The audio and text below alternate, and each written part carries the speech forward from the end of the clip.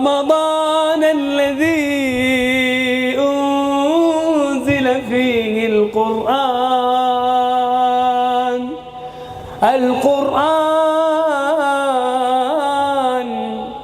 هدى للناس وبينات من الهدى والفرقان.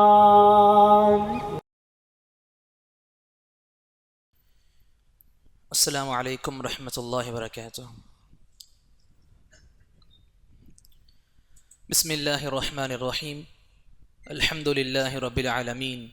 الصلاة والسلام على رسوله الأمين وعلى آله وأصحابه أجمعين وعلى من تبعهم بإحسان إلى يوم الدين وبعد.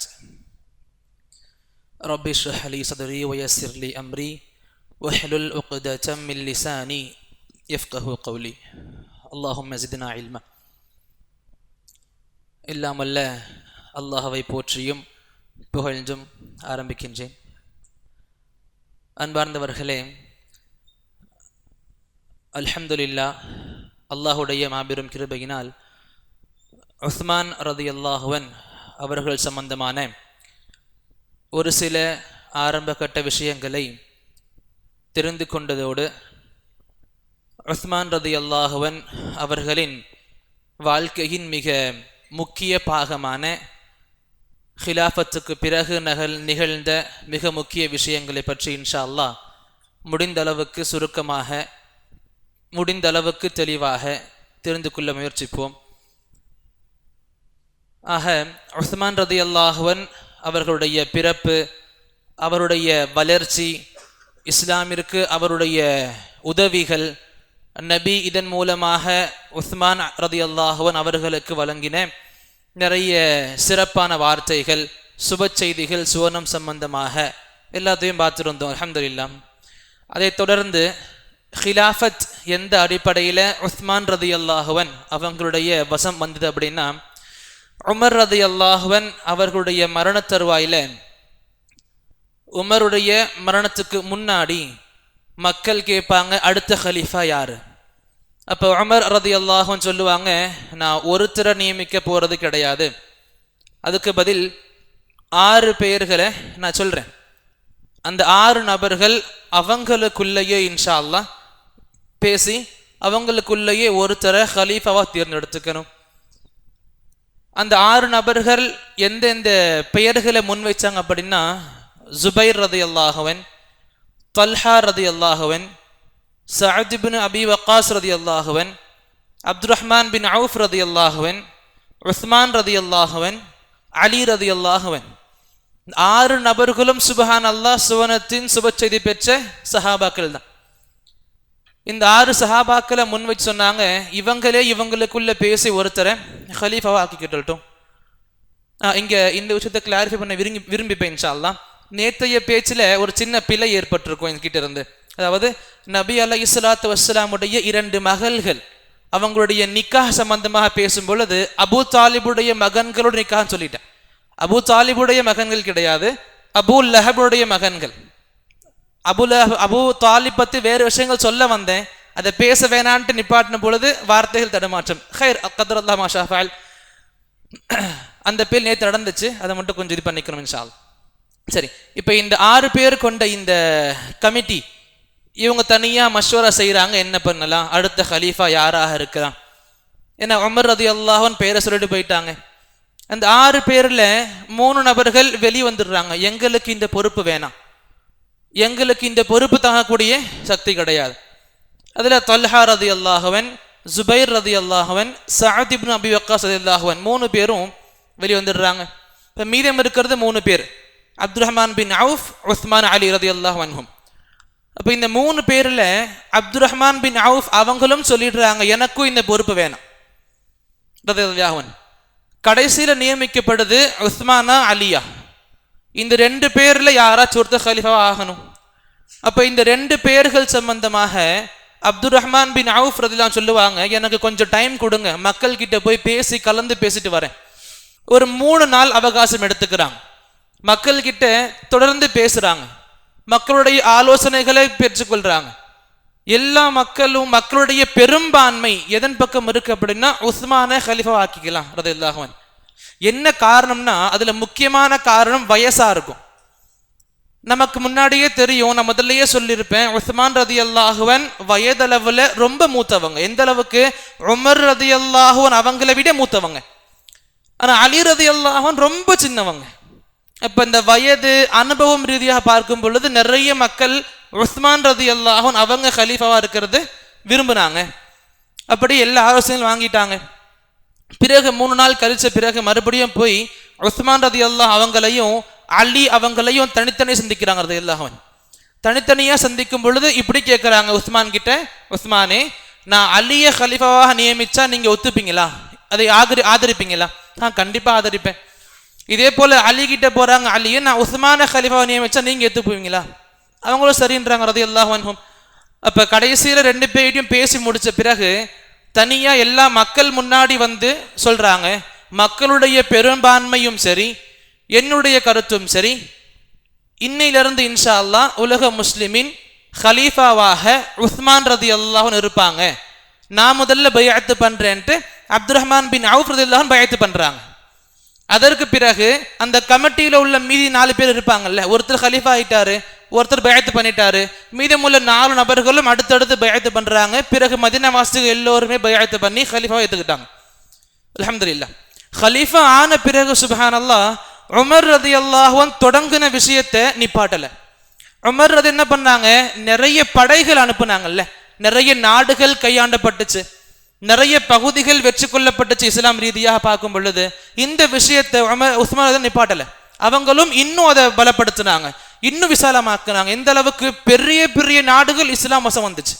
இப்ப உந்துலுஸ் ஸ்பெயின் சொல்லுவோம்ல, இந்த அளவுக்கு பெரிய பெரிய நாடுகள் மிகப்பெரிய வரலாறு போர்களை கண்ட இந்த விஷயங்களுக்கு முடிஞ்ச பிறகு உந்துலுஸ் எல்லாம் இஸ்லாமிய நாடா மாறிச்சு அல்ஹம்துலில்லாஹ், இஸ்லாமிய கட்டுக்குள்ள வந்துச்சு அல்ஹம்துலில்லாஹ். அப்ப இதுல இன்னும் ஒரு தனிச்சிறப்பு என்னன்னா, இஸ்லாமிய வரலாற்றுல முதல் முறையாக நீர்வழி தாக்குதல் நடத்தினாங்க, கடல் வழியாக தாக்குதல் நடத்தப்பட்டுச்சு. இதே விஷயம்தான் உமர் ரலியல்லாஹு அவங்க இருக்கும் பொழுது முஆவியா ரலியல்லாஹு அன்ஹு எடுத்துட்டு போவாங்க, அமீர் முஃமினீனே நம்ம கடல் வழியாக தாக்குதல் நடத்தலாம், கடல் வழியாக போய் நம்ம இன்னும் அதிகமா இன்னும் பலப்படுத்தி நம்ம படைகளை பலப்படுத்தி கடல் வழியாக கொண்டு போய் நம்ம தாக்கம் செய்யலாம், தாக்குதல் நடத்தலாம். அதுக்கு உமர் பயந்தாங்க. கடல் அப்படின்றீங்க, முஸ்லிம்களை கொண்டு போறேன்றீங்க, ஏதாச்சும் நாய் மக்கள் மூலிகை இறந்துட்டாங்கன்னா ரொம்ப இதுவா போயிரும், நான் அனுமதி கொடுக்க மாட்டேன். அடிக்கடி கேட்டுக்கிட்டே இருப்பாங்க. உமர் மறுப்பாங்க ரலியல்லாஹு அன்ஹு. உமருடைய காலம் முடியும், உஸ்மானுடைய காலம் ரலியல்லாஹு அன்ஹுமா வந்த பிறகு முஆவியா ரலியல்லாஹு அன்ஹு மறுபடியும் வருவாங்க. உஸ்மானே, தலைவரே, அரசர் ரலியல்லாஹு அன்ஹு அவர்களே, நம்ம கடல் வழியாக தாக்குதல் நடத்தலாம். உஸ்மான் ரலியல்லாஹு அன்ஹு அனுமதி கொடுப்பாங்க.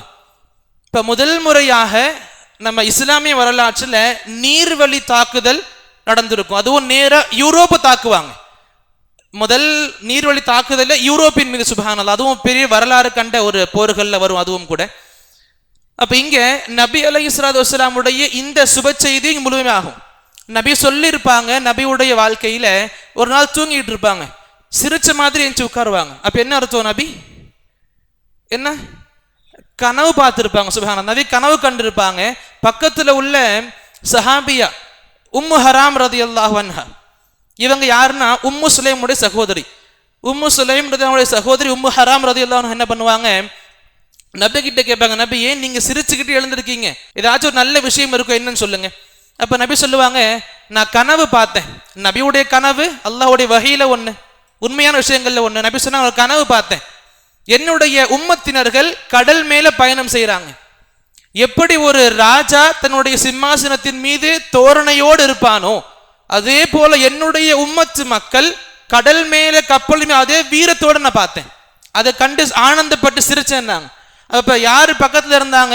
உம்மு ஹராம் ரலியல்லாஹு அவங்க சொல்றாங்க, அப்ப ரசூலுல்லாஹ் உதுல்லாஹ அய்யஜஅலனி மின்ஹும், அல்லாஹ் கிட்ட துஆ செய்யுங்க, நானும் அந்த மக்கள்ல இருக்க விரும்புறேன், நானும் அந்த மக்கள்ல ஒருத்தரா இருக்கணும். அப்ப நபி சொன்னாங்க, அன்தி மின்ஹும், நீங்க அந்த மக்கள்ல கண்டிப்பா இருப்பீங்க. இங்க உஸ்மான் ரலியல்லாஹுடைய அனுமதியோடு கடல் வழி பயணம் மேற்கொள்வாங்க, தாக்குதல் நடத்துற ரீதியாக. அந்த பயணத்துல உபாதா பின் சாமித் ரலியல்லாஹு இருப்பாங்க. இவங்களுடைய மனைவி தான் உம்மு ஹராம் ரலியல்லாஹு அன்ஹா. 2 பேருமே போவாங்க. 2 நபர்களும் போவாங்க. அப்ப இந்த அடிப்படையில அந்த கடல் மீது உள்ள கப்பல்ல முஸ்லிம்கள் நல்ல ஒரு தோரணையோட போவாங்க, போருக்காக போவாங்க. அப்ப இந்த அடிப்படையில் நபியுடைய இந்த முன்னறிவிப்பு நிறைவேறி இருக்கும்.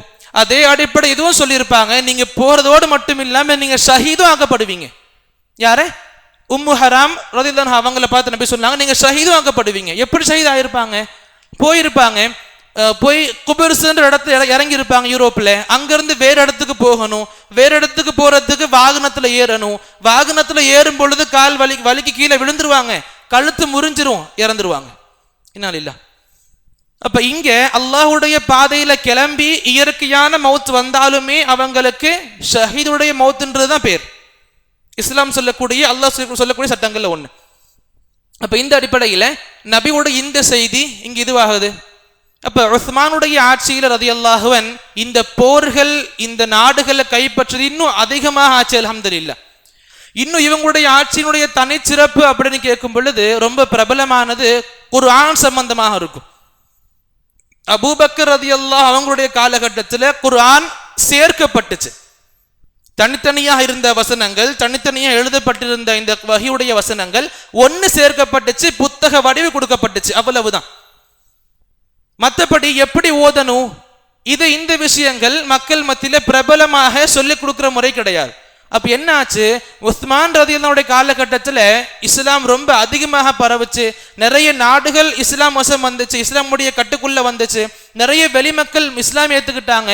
நிறைய புதிய இஸ்லாமியர்கள், அரபி தெரியாத புதிய இஸ்லாமியர்கள் குர்ஆன் அவங்க இஷ்டப்படி ஓத ஆரம்பிச்சாங்க, எப்படி தெரியுதோ ஓத ஆரம்பிச்சாங்க. இதை ஹுசைஃபா பின் யமான் ரலியல்லாஹு அன்ஹு பார்த்து சொல்லுவாங்க, அரசரே இந்த நிலை இப்படியே போனா பெரிய ஃபித்னா ஆயிரும்.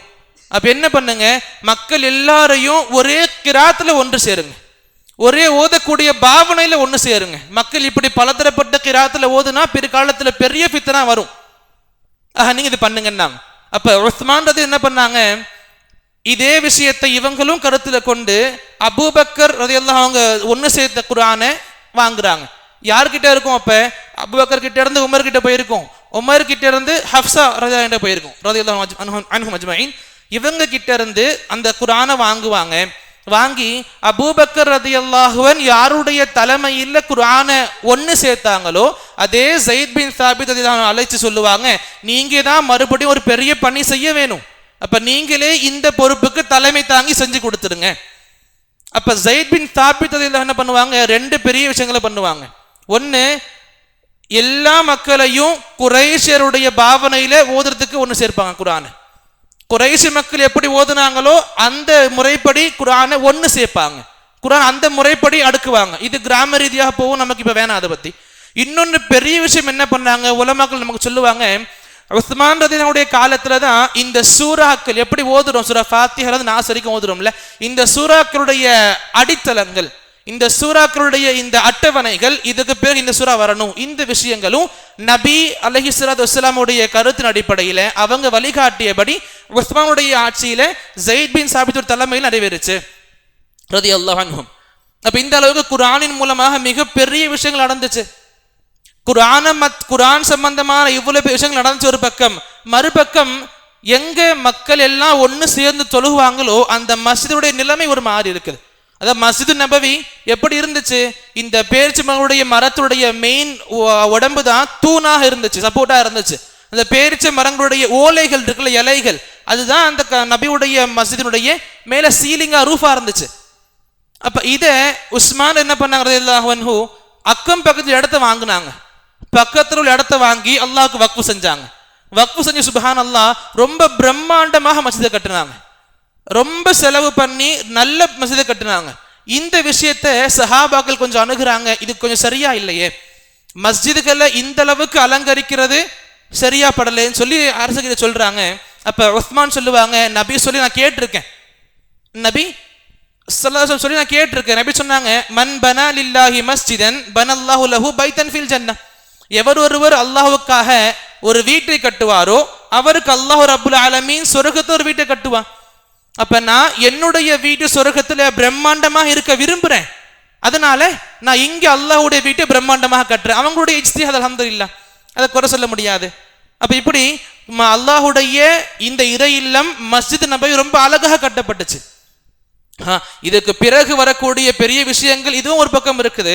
இதுக்கு பிறகு உஸ்மானுடைய வாழ்க்கையை பத்தி பேசும் பொழுது நம்ம கண்டிப்பா தெரிஞ்சுக்க வேண்டியது அவங்களுடைய ஷஹாதத் சம்பந்தமாக, ரலியல்லாஹு அன்ஹு, அவங்களுடைய மரணம் சம்பந்தமாக ரொம்ப பெரிய விஷயங்கள் நடந்துச்சு. எவ்வளவு முடியுமோ சுருக்கமா சொல்லி முடிச்சுக்கிறேன் இன்ஷா அல்லாஹ்.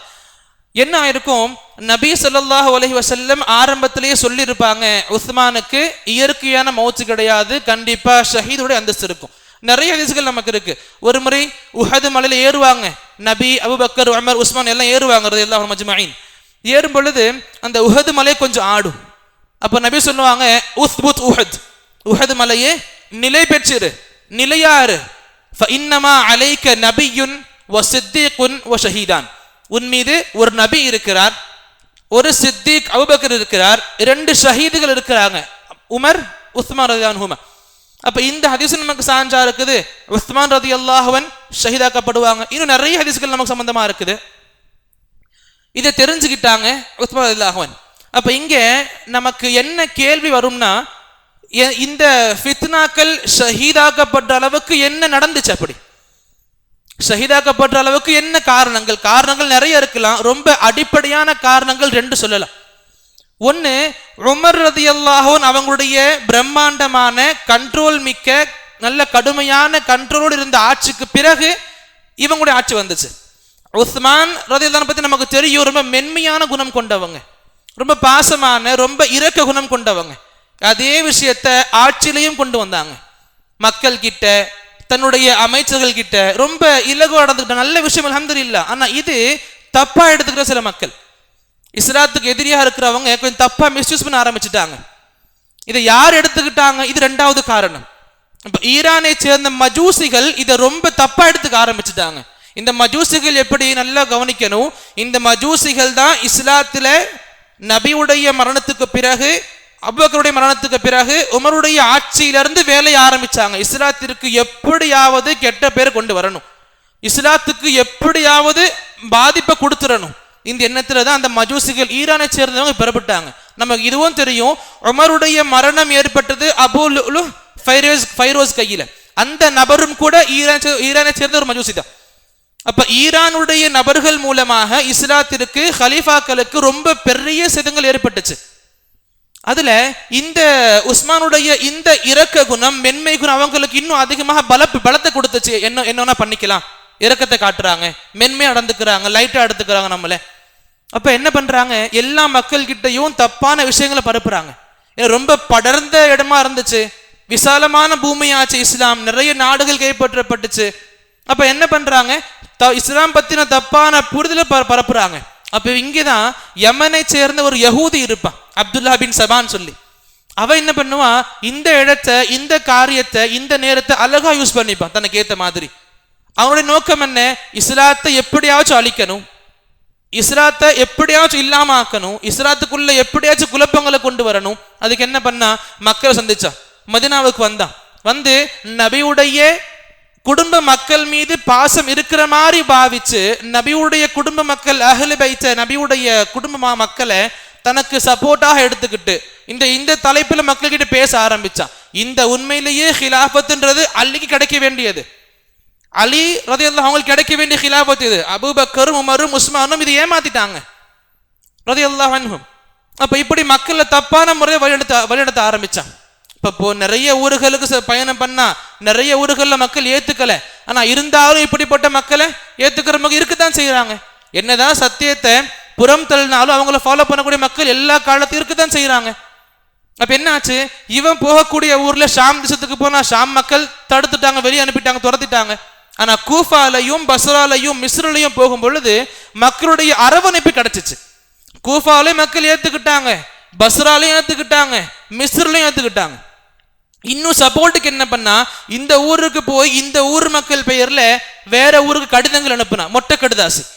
என்ன அனுப்புனா, நீங்க நிம்மதியா இருக்கீங்க, நாங்க நிம்மதியா இல்லை, நீங்க நிம்மதியா வாழ்ந்துகிட்டு இருக்கீங்க, நான் எங்கள் மீது கொடுமைகள் இழைக்கப்பட்டுக்கிட்டு இருக்கு, நாங்க ரொம்ப கஷ்டப்பட்டுக்கிட்டு இருக்கோம், இந்த ஹிலாபத் எங்களுக்கு சரியா கவனிக்க மாட்டேங்குது, இந்த அரசு எங்களுக்கு சரியா கவனிக்க மாட்டோம். மொட்டை கடிதாசுகள் மாத்தி கூஃபால இருந்து பஸ்ராவுக்கு இங்கிருந்து கூஃபாவுக்கு, இங்கிருந்து மிஸ்ருக்கு, மிஸ்ரு ஹிஜாஸுக்கு, வேற வேற இடங்களுக்கு இந்த கடுதாசு எழுதி கொடுத்துக்கிட்டு இருக்கான். அப்ப என்னாச்சு, கடைசியாக இந்த மக்கள் எல்லாம் புரிஞ்சுக்கிட்டாங்க, இந்த உஸ்மானுடைய ஆட்சியில முஸ்லிம்கள் சரியா இல்லை. உமருடைய ஆட்சியில் எந்த அளவுக்கு பலமாக இருந்துச்சோ உஸ்மானுடைய ஆட்சி அந்த அளவுக்கு பலம் கிடையாது. அப்ப என்ன பண்ணலாம், உஸ்மானை எப்படியாவது நாம இந்த ஹிலாஃபத்தை விட்டு வெளியே வர மாதிரி கோரிக்கை வைக்கணும் ரலியல்லாஹு அன்ஹு. அதுக்கு என்ன பண்ணாங்க, எல்லா மக்களும் தயாராகிறாங்க. தயாராகி நம்ம எல்லாரும் ஒன்னா போலாம். அந்த மக்கள் கடுதாசியிலே பேசிக்கிறாங்க, எல்லாரும் ஒன்னா போலாம், பெரிய படைகளை கொண்டு போலாம், நேரடியாக முன்னேண்டு பேசலாம். அதே போல மிஸ்ர், கூஃபா, பஸ்ரா சம்பந்தமான மக்கள் பெரிய படையோடு வராங்க மதீனாவுக்கு. இங்க எல்லாம் படையோடு வராங்க. உஸ்மான் ரலியல்லாஹு அன்ஹு அவங்க தனியா இருக்கிறாங்க. அவங்கள முன்னோக்கி மக்கள் கேட்கிறாங்க, உஸ்மானே எங்க கிட்ட கேள்விகள் இருக்குது. அரசருக்கு எதிர்த்து கேள்வி கேட்கறது யாரும் தடுக்க மாட்டாங்க. அப்படிப்பட்ட கொடுமையான அரசு அவங்க கிடையாது. தாராளமாக கேளுங்க, என்ன இஷ்டம், என்ன கேள்வியோ கேளுங்க, இஷ்டப்படி கேளுங்க.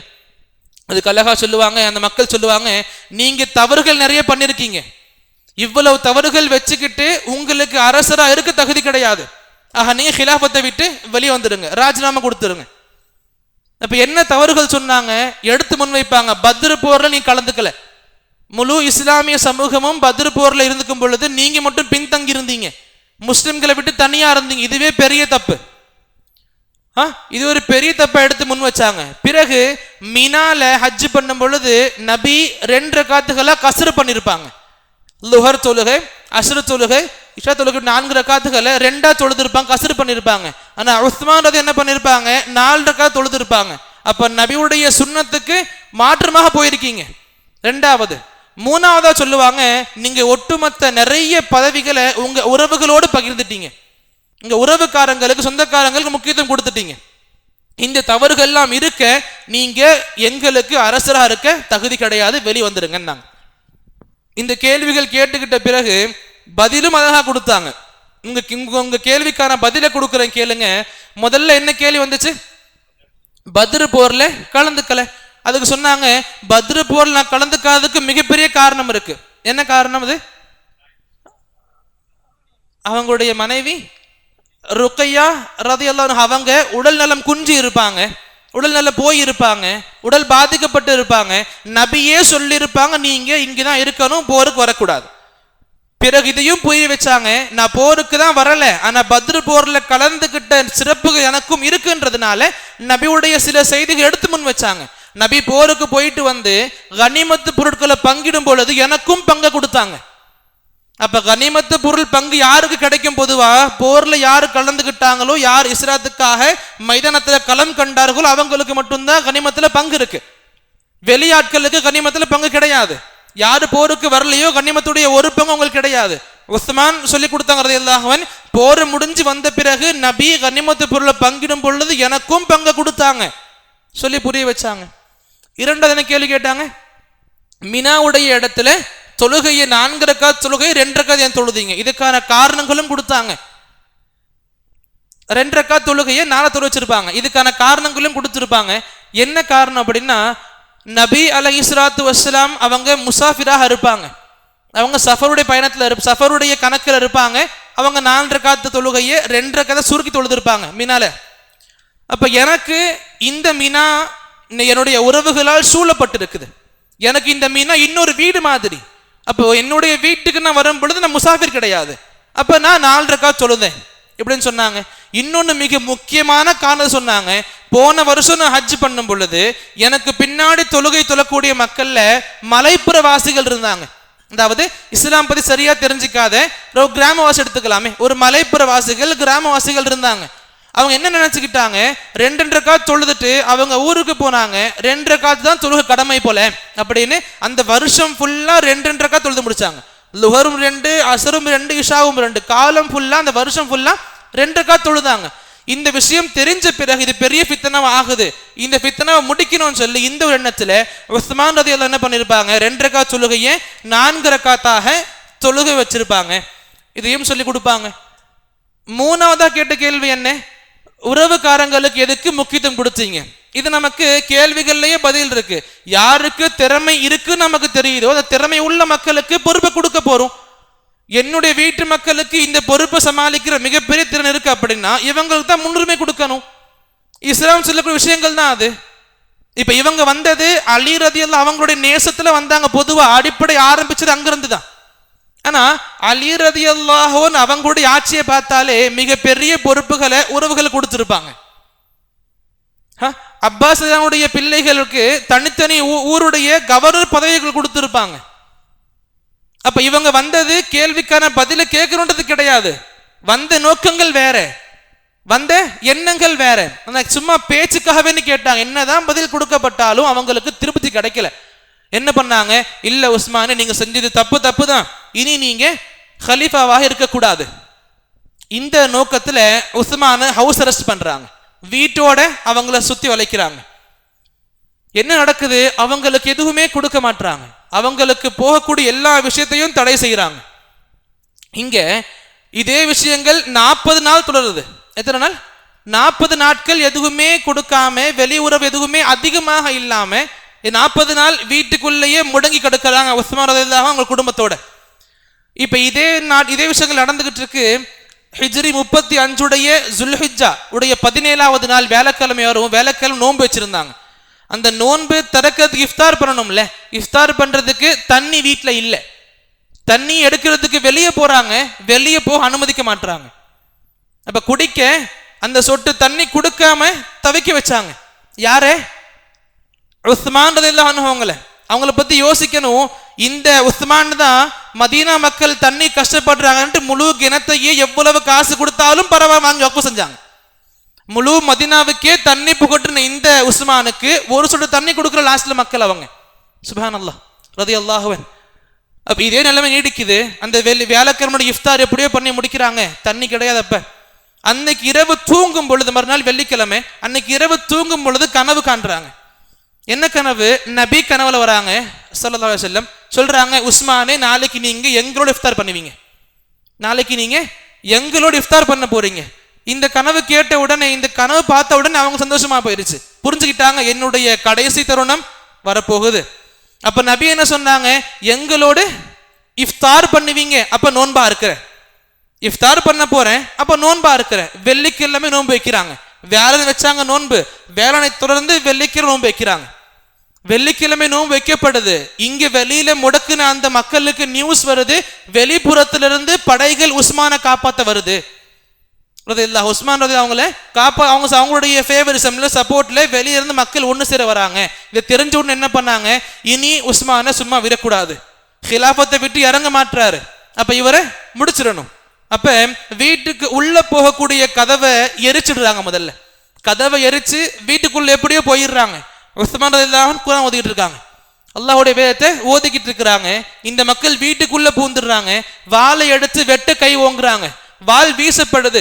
மனைவி நாயினா ரலியல்லாஹு அன்ஹா பார்த்துக்கிட்டு இருக்காங்க. என்னுடைய கணவர் மீது தாக்குதல் ஏற்படுது. தடுக்கிறதுக்கு முன் வராங்க, கை நீட்டிட்டு போறாங்க. வாள் வீசப்பட்ட வாள் நாயினா மேல படுது ரலியல்லாஹு அன்ஹா. அவங்களுடைய கை விரல்கள் துண்டிக்கப்படுது. கை விரல்கள் அப்படி துண்டிக்கப்படுது. இவங்க வழியில கத்திக்கிட்டு இருக்கிறாங்க. இந்த பக்கம் உஸ்மான் ரலியல்லாஹு அவங்கள சரமாரியா விட்டுறாங்க. எப்படி வருதோ, என்ன வாட்டமோ சரமாரியா விட்டு தீக்கிறாங்க. உஸ்மானின் மீது பட்ட முதல் கத்தி, அந்த கத்தி தாக்கத்திலிருந்து வெளிவந்த முதல் சொட்டு ரத்தம் குர்ஆன் மேல விழுந்திருக்கும். எந்த இடத்துல விழுந்திருக்கும் அவங்க தொடர்ந்து ஓதிக்கிட்டு இருப்பாங்க. அப்ப அந்த ரத்தம் விழுந்த இடத்துல அந்த அல்லாஹ்வுடைய வார்த்தை இருக்கும், ஃபஸயக்ஃபிகஹுமுல்லாஹ். அல்லாஹ் நபிக்கு சொல்லி இருப்பான், இந்த உங்கள் எதிரிகள் சார்பாக அல்லாஹ் உங்கள் புறத்துக்கு போதுமானவன், நீங்க கவலைப்பட வேணாம். இந்த கஷ்டப்படுத்துறான்ற உங்களுக்கு கவலை வேணாம். உங்கள் சார்பாக இந்த எதிரிகளுக்கு எதிராக அல்லாஹ் உங்களை பார்த்துக் கொள்வான். அந்த ஃபஸயக்ஃபிகஹுமுல்லாஹ் அந்த வார்த்தையின் மீது ரத்தம் படுது. இதனுடைய விளக்கத்துல சஹாபாக்களும் தாபீன்களும் சொல்லுவாங்க, யார் யாரெல்லாம் உஸ்மானுடைய இந்த நிலைக்கு ஆளானார்களோ அல்லாஹ்வுடைய மறுமையில கண்டிப்பா அவங்களுக்கு பெரிய நஷ்டம் இருக்கதான் போகுது. உலகத்துல யாருக்கும் நல்ல மௌத்தே வரல. அவங்கள ஒருத்தருக்கு கூட நல்ல மௌத்து வரல. எல்லாம் ரொம்ப கஷ்டப்பட்டு கொடுமையான முறையில இறந்து போனாங்க. அப்படின்னா இப்படி இவங்களுடைய ஷஹாதத் ஏற்படுது. இந்த ஷஹாதத்தை பத்தி எப்பப்பெல்லாம் பேசுறோமோ 2 பொதுவான கேள்விகள் மக்கள் முன்வைப்பாங்க. இப்ப உங்களுக்கும் எப்பயாச்சும் பேசும் பொழுது கேட்கும் பொழுது தோணி இருக்கலாம் 2 பொதுவான கேள்விகள். ஒன்னு என்னன்னா, இவ்வளவு டிமாண்ட் பண்றாங்களே, தன்னை பாதுகாக்கிறதுக்கு ஹிலாஃபத்தை விட்டு வெளிவந்தா என்ன ஆயிரப்போகுது? உஸ்மான் ரலியல்லாஹு அன்ஹு ஹிலாஃபத்தை விடல, விட்டிருந்தா இந்த உயிர் கண்டிப்பா போயிருக்காது. அப்ப ஹிலாஃபத்தை விட்ட என்ன ஆயிரப்போ, ஏன் விடல? இது கண்டிப்பா கேள்வி மனசுக்குள்ள இருக்கும். இது அழகாக புரிஞ்சுக்கணும். உஸ்மான் ரலியல்லாஹு அன்ஹு உயிரோட இருக்கும் பொழுது நபி அலைஹிஸ்ஸலாத்து வஸ்ஸலாம் உஸ்மானை பார்த்து சொல்லியிருப்பாங்க, யா உஸ்மான் இன்னல்லாஹ முகம்மிசுக கமீசன், அல்லாஹ் தஆலா உங்களுக்கு ஒரு ஆடையை அணிவிப்பான். அல்லாஹ் உங்களுக்கு ஒரு ஆடையை அணிவிப்பான். فَإِنْ أَرَادَكَ الْمُنَافِقُونَ عَلَى خَلْعِهِ فَلَا تَخْلَعْهُ. இந்த ஆடையை அகற்ற பல மக்கள் உங்கள் வற்புறுத்துவாங்க. இந்த ஆடையை கலட்டுங்கன்னு சொல்லி பல மக்கள் முனாஃபிகீன்கள் வற்புறுத்துவாங்க. ஃபலா தஹ்லஅஹு, அந்த ஆடையை நீங்க ஒருபோதும் அகற்றக்கூடாது. இது நபியுடைய முன்னறிவிப்பா இருந்துச்சு ஹிலாஃபத் சம்பந்தமாக. சரி, இப்ப என்ன கேள்வினா, அடுத்து நபி ஏன் சொல்லணும் அப்படி? இந்த ஹிலாஃபத்து மேல அப்படி என்ன இருக்கு? இந்த ஹிலாஃபத்தை விட்டு கொடுத்து என்ன ஆயிட போகுது? உங்களை மக்கள் பொறுப்புதாரியை ஏற்றுக்கொள்ள பிறகு பொறுப்பு எனக்கு வேணான்னு விட்டு விலகுறது என்ன அர்த்தம் இதுக்கு அப்படின்னா, இதுவும் மிகப்பெரிய அர்த்தங்கள் உள்ளடக்கி இருக்கும். ஒரு ஹலீஃபா, நாட்டின் மன்னர், அவர் அந்த நேரத்தில் அந்த இடத்தை விட்டு வெளியே வந்திருந்தாங்க அப்படின்னா மக்களுக்கு அது மிகப்பெரிய பலமா இருக்கும். என்ன பண்ணிருப்பாங்க, இனி எந்த ஹலீஃபா வந்தாலும் அந்த ஹலீஃபா எதிர்த்து கேள்வி கேட்கலாம். ஹலீஃபாவே உங்க சரி கிடையாது, ஒட்டி வெளியே வந்துருங்க. உஸ்மானும் இருந்தாரு, சொல்லப்பட்டுச்சு, வெளியே வந்துட்டார், நீங்களும் வெளியே வந்துடணும். மக்கள் இதை விளையாட்டா எடுத்துப்பாங்க. ஹிலாஃபத்துன்ற ஒரு விஷயத்தை மக்கள் விளையாட்டா எடுத்துப்பாங்க. இதே பெரிய தப்பு. அப்ப இங்க உஸ்மான் ரலியல்லாஹு அன்ஹு அவங்க சம்பந்தமாக நபியே சொல்லி கொடுத்தாங்க, நீங்க இந்த விஷயத்தை ஒருபோதும் விட்டுறக்கூடாது. இது ஒண்ணு. இரண்டாவது கேள்வி பொதுவாக என்ன வரும்னா, உஸ்மான் ரலியல்லாஹு அன்ஹு மதீனால இருக்கிறாங்க, உஸ்மானுக்கு இப்படி நடக்குது, வேற சஹாபாக்களே ஊர்ல கிடையாதா? உஸ்மான பாதுகாக்கிற மக்கள் ஊர்ல கிடையாதா? ஏன் இவங்களை தனியா விட்டுட்டாங்க? எல்லா சஹாபாக்கள் இருக்கிறாங்க அப்படின்னா இருந்தும் ஏன் இப்படி துடிக்க துடிக்க சாக விட்டாங்க? கேள்விகள் சரியான கேள்விகள் தான். ஆனா புரிஞ்சுக்கணும், எந்த மாசத்துல இறந்தாங்க? துல்ஹிஜ்ஜாவுடைய மாசம். என்ன மாசம் அது? ஹஜ்ஜுடைய மாசம். மதீனால உள்ள பெரிய பெரிய சஹாபாக்கள், நிறைய தாபிஈன்கள், ஏன் நபியுடைய மனைவிமார்கள் உட்பட நிறைய பேர் ஹஜ்ஜுக்காக போயிட்டாங்க. ஊர்ல முக்காவாசி நபர்கள் கிடையாது. சரி, ஊர்ல இருந்த சஹாபாக்கள் ஏன் துணைக்கு போல? ஊர்ல உள்ள சஹாபாக்கள் எல்லோருமே துணைக்கு போனாங்க. எல்லோருமே உஸ்மானை பார்த்து பேசுறாங்க, அரசரே, தலைவரே, அதெல்லாம் அவங்களே, உங்களுக்கு நாங்க முழுமையாக சப்போர்ட் பண்ணுவோம், முழுமையாக உறுதுணையா இருப்போம், நீங்க ஒருபோதும் எங்களை தடை செய்யாதீங்க, உங்களுக்கு உதவிகள் நாங்க இருக்கிறோம், நாங்க சண்டை போடுறவங்க எதிர்த்து படைகளை கொண்டு வந்து இவங்களுக்கு முன்னாடி போரிடுறோம் நாங்க. அப்ப உஸ்மான் சொல்லுவாங்க, நான் இதை விரும்ப மாட்டேன். என்னுடைய ஒருத்தனுடைய நலனுக்காக என்னுடைய உயிரை காப்பாத்துறதுக்கு முஸ்லிம்களுக்கு மத்திய சண்டைகள் ஏற்பட நான் ஒத்துக்க மாட்டேன். என்னதான் இவங்க முனாஃபிகீன்களா இருந்தாலும், என்னதான் இஸ்லாத்து எதிரிகளாகவே இப்போதைக்கு இருந்தாலும், ஆனா அவங்க முஸ்லிம்களாக இருக்கிறாங்க பொதுவாக. அப்ப முஸ்லிம்களுக்கு மத்தியில ஒருத்தர் இன்னொரு முஸ்லிமை சாகடிக்கிற அளவுக்கு நான் சுயநலமாக என்னுடைய வாழ்க்கையை எடுத்துக்க மாட்டேன். எது ஆகுதோ பரவாயில்ல, உயிர் போதா, ஏன் ஒருத்தனோட போகட்டும். உங்களுடைய வாழ்க்கை, நான் உங்களுடைய கலீஃபாவா இருக்கிறேன், என்னுடைய பொறுப்பு உங்களை பாதுகாக்கிறது. நான் உங்களுடைய சேதங்கள் ஒருபோதும் விரும்ப மாட்டேன். நீங்க என்னுடைய கட்டளை, நீங்க வரக்கூடாது. எல்லாரும் வந்தாங்க. நபியுடைய பேரன்மார்கள் ஹசன் ஹுசைன் அவங்க உஸ்மானுடைய வீட்டு வாசல் நிற்பாங்க. எங்களை தாண்டி தான் உங்களை உள்ள வரணும், வெட்டுறதுக்கு எங்களை தாண்டி தான் உங்களை தாக்க உள்ள வரணும், வீட்டுக்குள் நீங்க இருங்க, ராஜாவா இருங்க, உங்களுக்கு வெளியே செக்யூரிட்டி நாங்க நிக்கிறோம். அப்ப அழகா சொல்லியிருப்பாங்க, எந்த நபர்களை என்னுடைய நபி சொர்க்கத்தின் தலைவர்கள் சொன்னாங்களோ அந்த தலைவர்கள் என் வீட்டு வாசப்படியில் நிக்கிறவங்க இருக்கக்கூடாது. என்னுடைய வீட்டு காவலர்களாக சொர்க்கத்தின் தலைவர்கள் இருக்கக்கூடாது, நான் விரும்ப மாட்டேன், உடனே போயிருங்க. அப்ப அரசருடைய கட்டளை அடிப்படையில இவங்களும் போனாங்க. ரொம்ப பெரிய விஷயங்களுக்கு பிறகு ரொம்ப பெரிய பித்தனாக நடந்துச்சு. இன்னும் பெரிய படிப்பினை இதுல இருக்குது, இன்னும் பெரிய நுணுக்கங்கள் இதுல இருக்குது, சொல்றது நமக்கு நேரம் கிடையாது. அப்ப என்ன புரிஞ்சிக்கணும், பெரிய ஃபித்னாக்கள் நடந்துச்சு. உஸ்மான் ரலியல்லாஹு அன்ஹு உலக அந்த நேரத்துல உள்ள முஸ்லிம்களுக்கு எந்த ஒரு பிரச்சனைகள் வரக்கூடாது, அவங்களுக்குள்ள எந்த ஒரு ஃபித்னாக்கள் ஏற்படக்கூடாது, அவங்களுக்குள்ள இந்த சலசலப்புகள் வந்துடக்கூடாது, அவங்களுக்குள்ள ரத்த கசிவுகள் வந்துடக்கூடாது, அவங்க ஒருத்தருக்கு ஒருத்தர் வெட்டிக்க கூடாது, ஒருத்தருக்குள்ள போர் ஏற்படக்கூடாதுன்ற இந்த விஷயத்துக்கு தன்னுடைய உயிரை அவங்க தியாகம் செஞ்சாங்க. அவங்க ஷஹாத்தை விரும்பினாங்க. இதனாலதான் நமக்கு அந்த ஹதீஸ் ஞாபகம் வரணும். அபூ மூசா அஷ்அரி ரலியல்லாஹு சொல்லுவாங்க, ஒரு நாள் எழுந்திருச்சேன், எனக்கு அன்னைக்கு தோணுச்சு, நான் இன்னைக்கு நபியை சேஃப் கார்டு பண்ணணும், நான் இன்னைக்கு நபியை முழுமையாக பாதுகாக்கணும்னு தோணுச்சு. அப்ப என்ன பண்ணேன், நபி கிட்ட போனேன். நபி ஒரு மதினால தோட்டத்துல கிணத்துக்கு மேல உட்கார்ந்து இருக்காங்க, கால்களை கிணத்துக்குள்ள நீட்டின மாதிரி மேல உட்கார்ந்து இருக்காங்க. அந்த தோட்டத்துக்கு கதவு இருந்துச்சு, அந்த கதவு கிட்ட நின்றுக்கிட்டேன், அந்த கதவு கிட்ட நின்றுக்கிட்டேன். ஏன்னா என்னை தாண்டி தான் உள்ள போகும், நபியை தாக்குறதுக்கு உள்ள போகணும். அப்ப நிற்கும் பொழுது ஒரு நபர் கதவு தட்டுறாங்க. நான் நபி கிட்ட போய் கேட்டேன், நபியே ஒருத்தர் கதவு தட்டுறா என்ன பண்றது? அப்ப நபி சொன்னாங்க, இஃப்தஹ், அவருக்காக கதவு திறங்க, வபஷ்ஷிர்ஹு பில் ஜன்னah, கதவை திறந்து சொர்க்கத்துடைய சுப செய்தியை கொடுங்க. போவாங்க, வருவாங்க, கதவு திறப்பாங்க, திறந்து பார்த்தா அங்க அபூபக்கர் இருப்பாங்க. யாரு? அபூபக்கர் இருப்பாங்க. இப்ப அபூபக்கர் பார்த்து திறப்பாங்க, அல்லாஹ்வுடைய நபி உங்களுக்கு சொர்க்கத்துடைய குட் நியூஸ் கொடுத்துருக்காங்க சொல்லப்படும். இவங்களும் வருவாங்க, நபி கிட்ட வருவாங்க, நபி கிட்ட உட்கார்ந்து நபி எப்படி உட்கார்ந்தாங்களோ அதே போல உட்காருவாங்க. நபியை போலவே மேலே உட்கார்ந்து காலை தொங்க போட்டு உட்கார்ந்து இருப்பாங்க. அதே போல கொஞ்ச நேரம் ஆகும், மறுபடியும் கதவு தட்டப்படும், பிறகும் போவாங்க, நபியே மறுபடியும் கதவு தட்டப்படுது, திறக்கவா? அப்ப நபி சொல்லுவாங்க அதே வார்த்தை தான், அவருக்காக கதவு திறங்க, சொர்க்கத்துடைய குட் நியூஸ் சொல்லிடுங்க, சொர்க்கவாசின்ற செய்தி சொல்லுங்க. போவாங்க, கதவு திறப்பாங்க, பார்த்தா உமர் இருப்பாங்க. உமரை உள்ள விடுவாங்க, நபி உங்களுக்கு நியூஸ் சொல்ல சொன்னாங்க, சொர்க்கத்துடைய நபரா நீங்க இருப்பீங்க. அதே போல இவங்களும் போவாங்க, நபி அபூபக்கர் பக்கத்துல உட்காருவாங்க, அதே போல உட்காருவாங்க. பிறகு மறுபடியும் கதவு தட்டப்படும். பிறகும் சஹாபி நபி கிட்ட, நபியே கதவு மறுபடியும் தட்டப்படுது, திறக்குவா? அப்ப நபி சொல்லுவாங்க, இஃப்தஹ், அவருக்காக கதவை திறங்க, வபஷ்ஷிர்ஹு பில் ஜன்னah, அவருக்காக சொர்க்கத்துடைய குட் நியூஸ் சொல்லுங்க, அலா பல்வா துஸீபு, அதுக்கு முன்னாடி பெரிய சோதனை ஒன்று காத்துக்கிட்டு இருக்குன்னு சொல்லுங்க, பெரிய சோதனைக்கு பிறகு உங்க சொர்க்கம் கிடைக்கும் சொல்லுங்க. அதே போல கதவு கிட்ட போறாங்க, கதவு திறக்கிறாங்க, பார்த்தா உஸ்மான் இருக்காங்க. இதே சொல்லப்பட்டுச்சு, நபி உங்களுக்கு சொர்க்கத்துடைய சுப செய்தி சொன்னாங்க, அலா பல்வா துஸீபு, அதுக்கு முன்னாடி பெரிய சோதனை நீங்க கையாள வேண்டியிருக்கும். இப்ப இதே போல இவங்களும் உள்ள போவாங்க, அபூபக்கர் உமர் நபி பக்கத்து இடம் இருக்காது, அது கொஞ்சம் தள்ளி வந்து உட்காருவாங்க.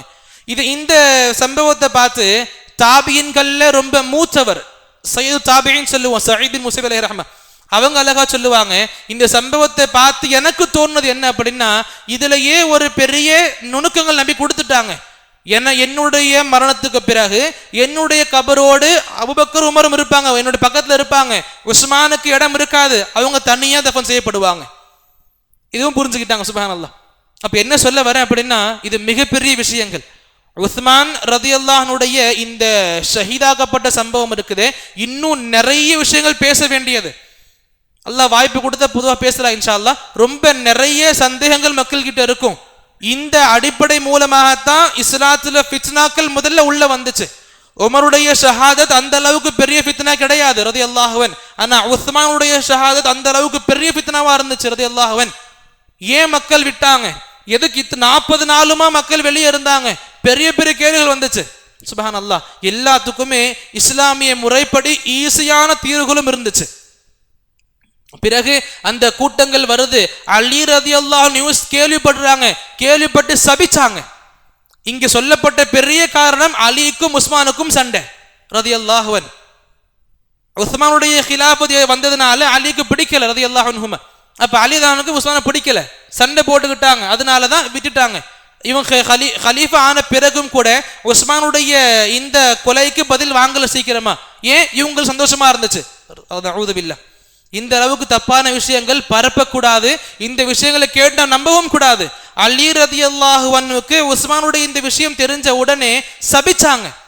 பொதுவாக முஸ்லிம்கள் சபிக்க மாட்டாங்க, நபியுடைய பழக்கம் சபிக்கிறது கிடையாது, சஹாபாக்கள் பழக்கம் சபிக்கிறது கிடையாது, எங்கேயும் சபிக்க மாட்டாங்க.